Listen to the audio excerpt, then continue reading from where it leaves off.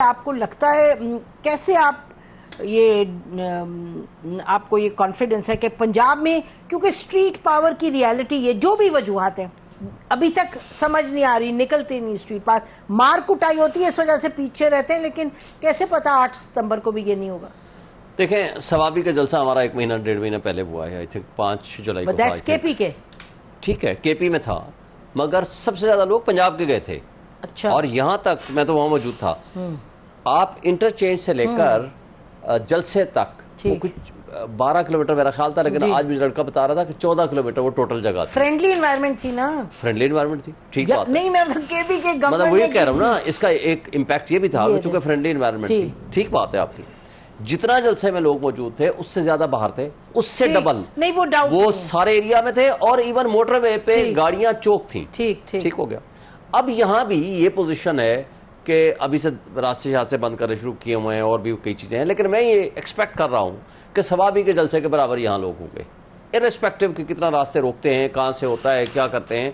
इस्लामाबाद पिंडी से भी बहुत लोग निकलेंगे, केपी से भी बहुत लोग आएंगे, और पंजाब सबसे ज्यादा इसमें कंट्रीब्यूशन करेगा और लोग आएंगे, हाँ कितने भी हालात मुश्किल हों। अभी आज मैं पढ़ रहा था, इन्होंने एक डीपीओज वगैरह ने लेटर जारी किए हुए हैं कि जी पीटीआई के लोगों को नहीं आने देना इस तरह के किसी भी जलसे में, और उसके लिए हाई कोर्ट पे भी हमने रुजू किया, हमने डिस्ट्रिक्ट कोर्ट्स में भी रुजू किया, उनमें आर्डर्स भी लिए हैं कि इनके रास्ते में कोई रुकावटें पैदा नहीं की जाएं। हाई कोर्ट इस्लामाबाद से भी हमने आर्डर्स किए हुए। कोई भी हालात हो, देखें इसमें कोई शक व शुबा नहीं है कि 8 फरवरी को लोगों का निकलना हो, अवाम का निकलना हो, जिन हालात में भी हमें इलेक्शन दिया गया था वो आपके सामने ही है। आपने फाफन की रिपोर्ट बताई है, पटन की रिपोर्ट अभी आपके सामने आ चुकी है। हम जितना भी उसको आप इग्नोर करें, जितना भी रिजेक्ट करें, वो सारी चीजें एक तरफ, लेकिन इस बात में कोई शक व शुबा नहीं है कि सबसे ज्यादा वोट हमें मिले। Sir September 8 is the question, वो तो होगी ना बात, उस पर डिबेट नहीं है कोई, लेकिन बात सितंबर 8 की है। परविशा, आप तो यू बीन इन पॉलिटिक्स कितने, आप एक परविशा की बात का जवाब देना चाहूंगा, फिर बेशक उनकी तरफ लेके जाएं। वो कह रही थी कि पिछले का नैब का किरदार बहुत अच्छा नहीं था। मैं पूछता हूं आज का किरदार अच्छा है? यानी जो केसेस है ही नहीं, बन ही नहीं सकते, आपने इमरान खान के खिलाफ वो केसेस बनाए हुए हैं। दूसरा मैं कहता हूं, बात यह है कि ये कहते हैं कि जी 1 पेज पे थे, वजाहत तो वो 1 पेज पे थे, लेकिन अकॉर्डिंग टू ख्वाजा आसिफ 7 महीने के अंदर जनरल बाजवा और जनरल फैज उनको कहते हैं कि आए जी हमसे पंजाब हुकूमत ले लें और फेडरल गवर्नमेंट ले लें, लेकिन उन्होंने एहतसाब होने नहीं दिया।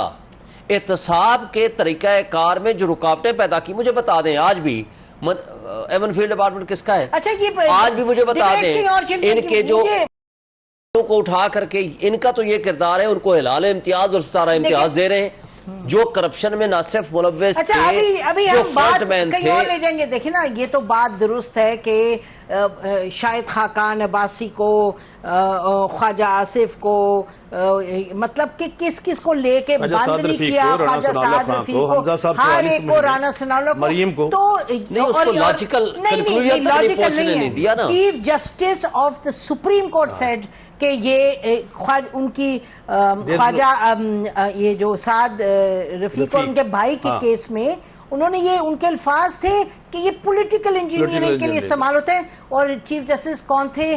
जो चीफ जस्टिस जिन्होंने पनामा की, आसिफ खोसा साहब।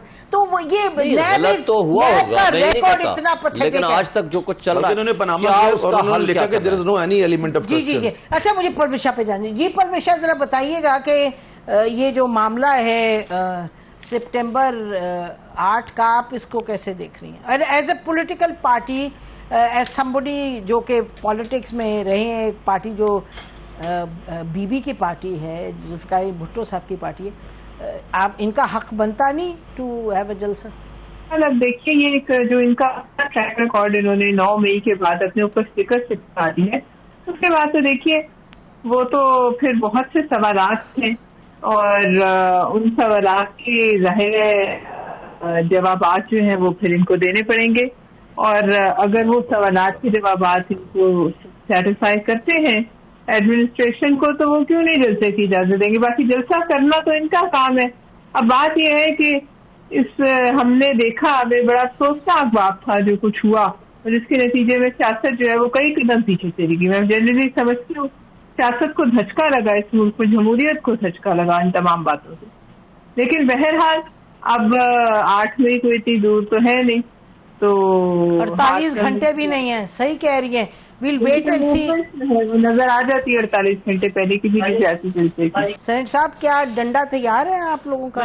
पहले तो मैं सर की बात से करूंगा, कंट्राडिक्ट करूंगा। ये कह रहे हैं कि स्वाबी में पंजाब से सबसे ज्यादा लोग आए थे, अगर रोकना होता तो हम वहां ना रोक सकते थे पंजाब वालों को कि ना जाए वहां पे। अगर रोकना होता इंतजामिया ने तो ये ऐसी बात ही, कोई पंजाब से नहीं इतने लोग गए वहां पे। नंबर 1 ये तो थी वैसे नहीं, मैं ये नहीं कहता, क्योंकि वो अपनी होम ग्राउंड पे खेल रहे हैं ना। अब तो ये हिट विकेट हो चुके हैं ना, प्रॉब्लम ये। दूसरा ये है कि अभी तक बिल्कुल इनको जलसा करने की इजाजत मिल चुकी है, करें। लेकिन जो प्रवक्ता ने कहा, मैं उसको सेकंड इसलिए करूंगा, 25 मई 9 मई कोई भी देख ले, चाहे अपना दरख्त जलाने हो यहाँ पे आके, या कहना सुप्रीम कोर्ट का जस्टिस कह रहा है कि जो शायद इमरान खान साहब को पता ना चला हो कि हमने क्या है, कब ये तो ऐसे तो नहीं होता जी। हाँ, और ये शायद इनके पास है, इनको मिल गई है, मैं खुद उसमें पटिशनर था, इस्लामाबाद हाईकोर्ट बार एसोसिएशन की पटिशन थी। देखें, बात सिंपल सिर्फ ये थी कि उन्हें G9 में धरना देना है या जलसा करना है या डी चौक में करना है। उनको पैगाम पहुंचाया जाना था कि आपने डी चौक में नहीं करना, आपने करना है G9 में। तो वो डी चौक में उसके बावजूद नहीं पहुंचे, उससे पहले उन्होंने उसको कॉल ऑफ किया, वहां दरख्त जला रहे थे, सारा कुछ कर रहे थे।